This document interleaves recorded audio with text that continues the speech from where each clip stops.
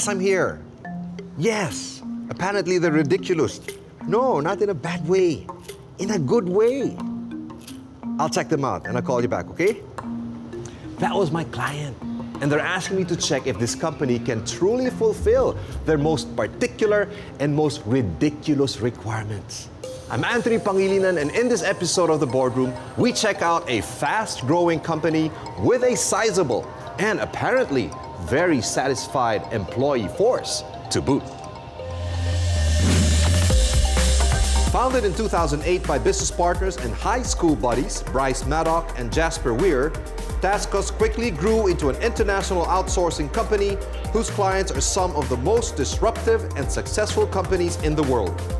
As the Senior Vice President for Southeast Asia, Robert Hayes maintains the incredible performance of TaskUs with its operations in Manila, servicing over 100 innovative and groundbreaking companies, including Twitter, LinkedIn, Tinder, and more. With a workforce of roughly 8,000 employees, and now with 6 branches in the Philippines, TaskUs offers ridiculously good back office support and customer care solutions that clients all over the world praise and highly recommend. Anthony, welcome to TaskUs. Thank you. Welcome to the Boardroom. Yeah. Boardroom in the forest. That's What's right. this is about? Come on, Robert. This is TaskUs. This is us trying to give our employees the environment where they can live, they can have fun, they can do the best job they need to do. What's the whole idea behind this? Well, go on vacation or just be right here. Which one do you prefer? This is a workplace, right? You bet. Not a vacation place. You bet. But they go side by side. They absolutely go side by side. I mean, when you're thinking about your office environment, when you're thinking where you're the most relaxed or the most productive, when you're being able to do the best job you've ever done, very, very difficult to imagine a cube farm, all right? This, a little closer. And I know that several floors have several themes. Would you bet. care to show me? I would love to show you. Let's Great. go do it.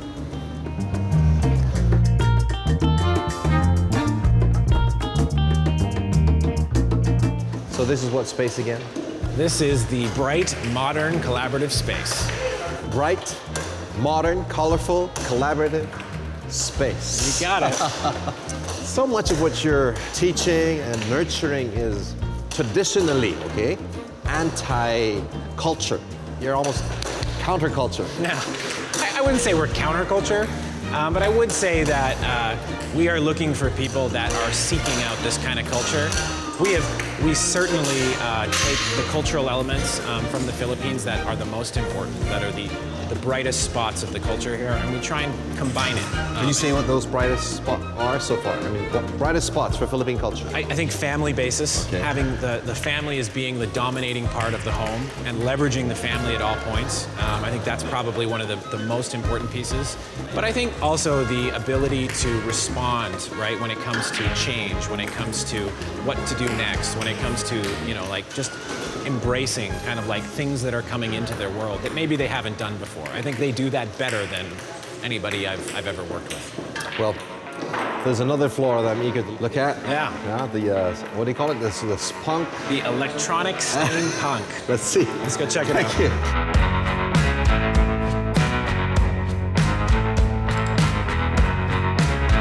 you. Okay, so this is Lizard Bear. You got it. And who lives in Chateau Ridiculous? That's right, steampunk lizard bear living in Chateau Ridiculous. In a company that cares more about its people than its P&L. It's hard to believe, but yes, absolutely. What is the theme for this particular space? The original concept was steampunk, and after some evolution, some teamwork, turned into electric steampunk. Electric steampunk. Yeah. Could you tour me more around this museum, please? Let's do it. Okay. So what are these phone booths? Collection booths? Elevators. Elevators! Steampunk elevators. And if you take a look inside, we'll have people that'll be doing some interviews, working, concentrating, taking advantage of a unique little space out here. Okay, what else? What is steampunk about? I mean, a plane up here. That's right. It's actually getting ready to take off. You can go ahead and hop on in. Now, the plane is, it's the element, right? It's adding to the features of when you first walk into our environment. How do you feel? Do you feel like this is truly ridiculous? Okay, this must mean something. I, do, we, act, be ridiculous. Isn't it great and easy way to remember all of our core values? So because that's center to who we are as a company, we try and find ways that everybody can remember them on a daily basis. There is a saying that we don't teach, we create environments in which people learn. Absolutely. So you've obviously created an environment here for some purpose, business purpose. Has it really paid off, all this investment? I mean, it has paid off beyond our wildest dreams. We've grown by over 300% annually in our overall business. We continue to expand. We continue to do amazing facilities like this. We found that really the recipe for true success is exactly that, create that environment. Well, I want to go more deep. Okay, I want more breadth into this discussion. Yeah. We can't do it right here. No. Well, I mean, we might, but we can do a little bit of that. Come on, give me another environment. Let's do it. Why don't we head into the boardroom? It's right over there. All right. Into the ridiculous boardroom with Robert right after this break.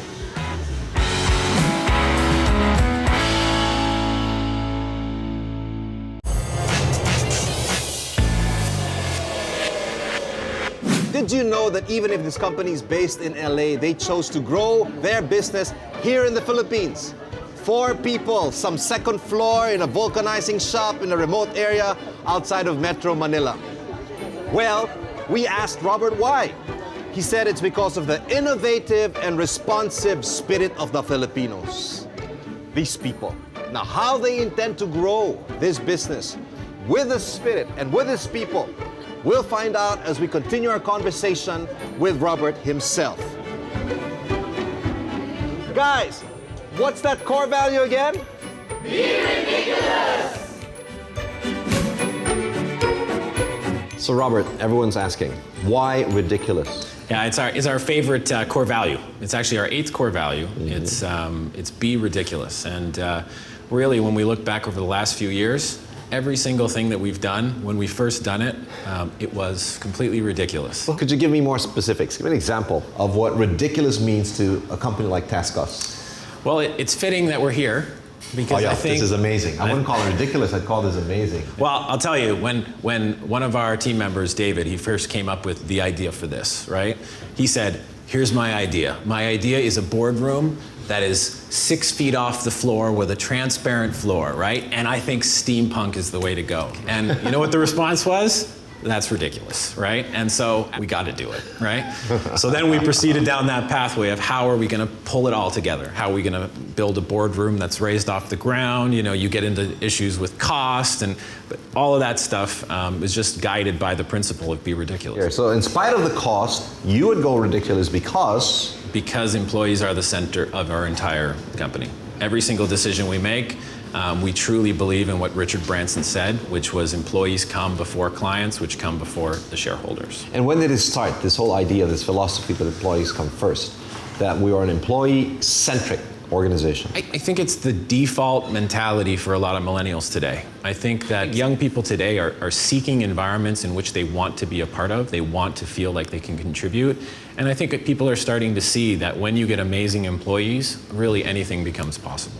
I was intrigued by what you shared earlier, that the desire to treat people better was one of your biggest motivations to join this company. Yeah, I mean, years in, I think I've seen some of the best things that I've seen in any company start at the grassroots, right? It starts with the frontline employees, starts with the people with that tenacity, and is able to make its way up through the organization.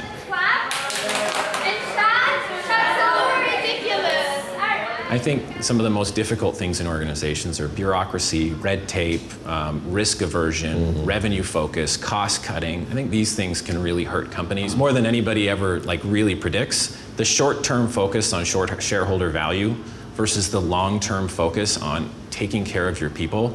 I just think the implications to those decisions are so drastic at times that people don't quite quantify them. And so when I joined this organization, when I was trying to really bring this mentality to the organization, it's kind of like a blank canvas where you don't have those long-term cuts, that kind of mentality built yet. So you really can set the organization in such a way where things like this are possible. At one point did you say this was the right decision? At one point did you say, whew, that paid off, there was a risk, I was a bit scared? There's lots of moments, but the most powerful ones that come to my mind our teammates battling real depression, alcoholism, suicide rates climbing. These type of things are real problems in the industry. I don't think companies look long and hard at the longer term benefits to solving some of those problems. And so when we looked at it, we spent a lot of time with HMO trying to understand how can we take care of people better. We spent a lot of time hiring dietitians, psychologists, right? Talking to our teammates about the decisions that they're making, trying to influence people in positive, educating ways to make better decisions. And so we never try and force our opinion on what we think is best for people. All right, guys, take care. People are always going to make their own decisions, right? But influence is what we're really trying to do our best part of. That means no pizza parties. No pizza parties? It means no pizza parties. But a lot of people in the gym. Once again, we encourage them. We even run MMA fighting sessions just downstairs. And so we encourage all kinds of physical activity, whatever they are happiest with. Gym is an option, it's not a requirement, right? And so it's there for people if they want to take advantage of it. But I mean, some people just don't like the gym. Right. Some people want to fight, some people want to play basketball. I mean, we encourage any of those activities as long as it's helping themselves live a happier and healthier life. So how does taking care of your people, what have you seen is a connection between that and actually growing your business over time? If you want to look at raw numbers, like you just want to look at it from a kind of that focus point, right? Our attrition numbers are less than half anybody else in the industry. We are head and shoulders above anybody I've talked to, right? Our ENPS scores, which is our employee net promoter, are some of the best in the world. We compare it to Disney, we compare to Apple, we compare to Lego, Harley Davidson, right? And our ENPS scores are just beyond anything that I've ever been able to see. Even when I first launched this system, I never imagined that we would actually get to the point we're at today and sustain it quarter over quarter. It's really easy to take that quarter over quarter focus, which is usually fiscal in nature. But when you start looking at, hey, what are we going to look like next year? What are you going to look like the year after that? The benefits become real much quicker than you can ever anticipate, because trust given, trust is returned. Gotcha. All right. Apart from being committed and determined to help its client reach its goals, TaskUs is also the go-to company when it comes to people who want a career and a lifestyle, not just a job. When we come back, we actually spend time getting to the heart and mind of a satisfied TaskUs employee. So, keep it here in the boardroom.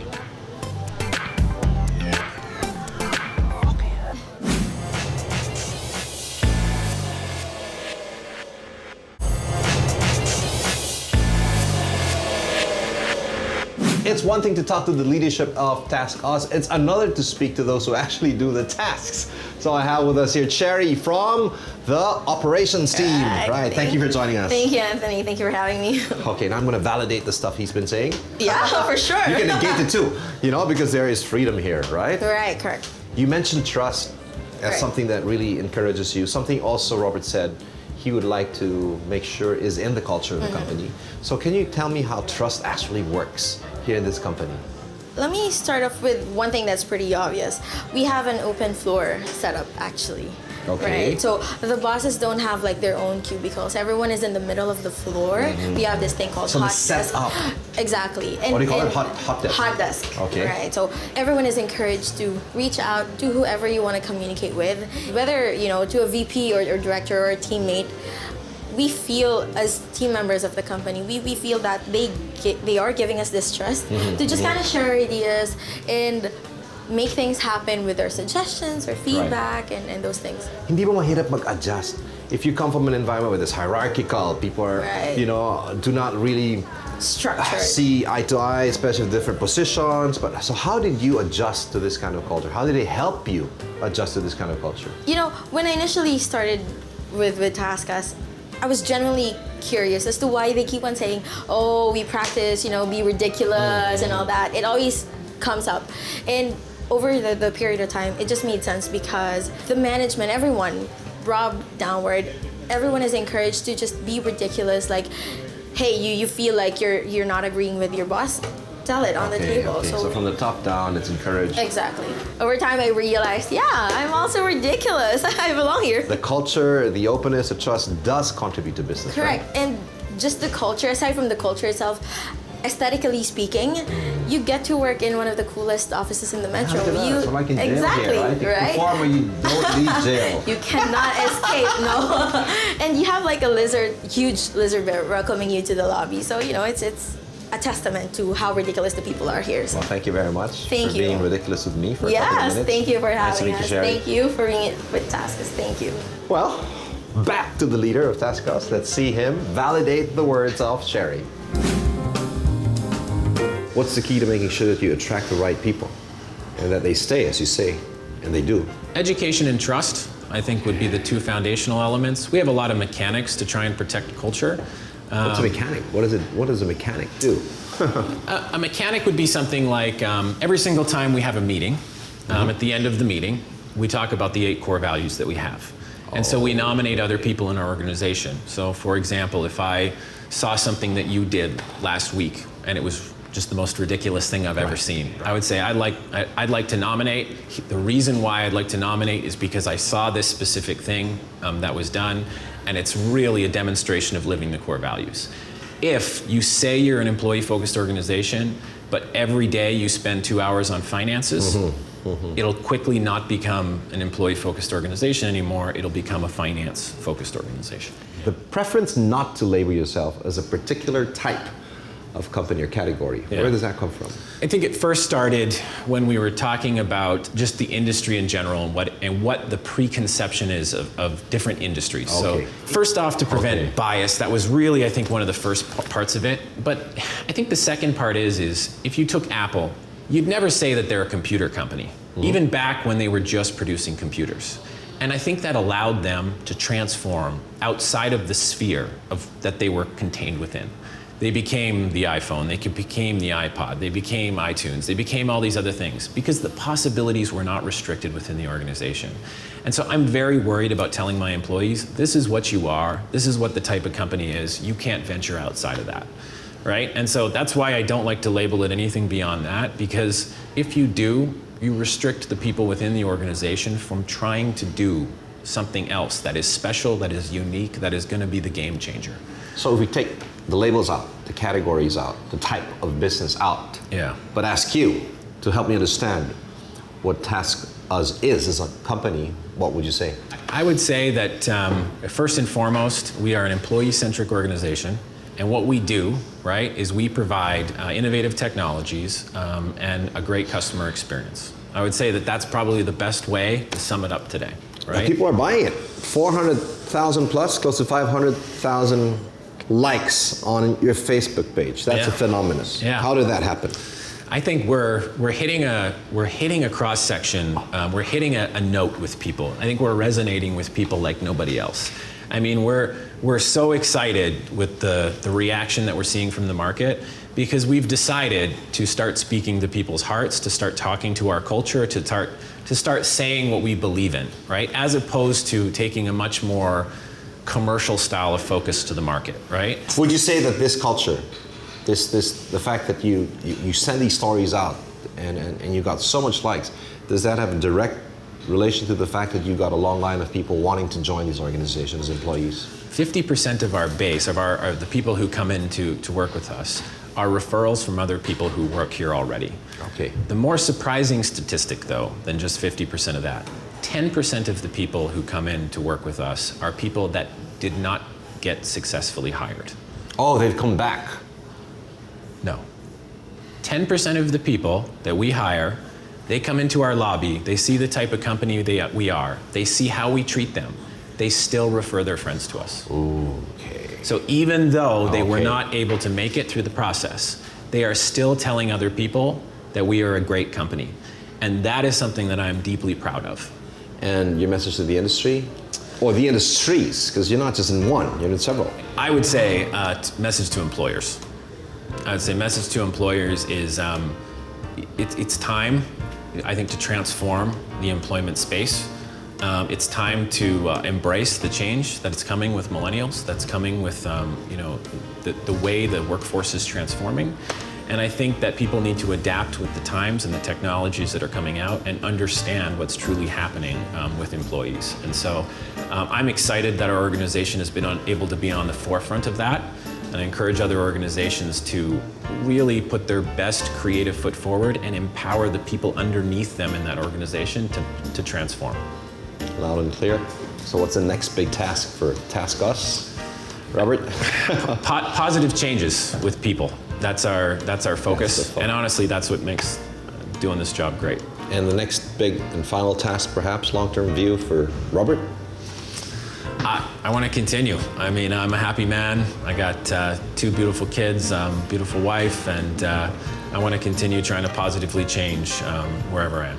Well, we'll be rooting for you, Thank hoping you. for the best. Thank you very much for this opportunity, Robert. Appreciate it. Thank you. Thank you.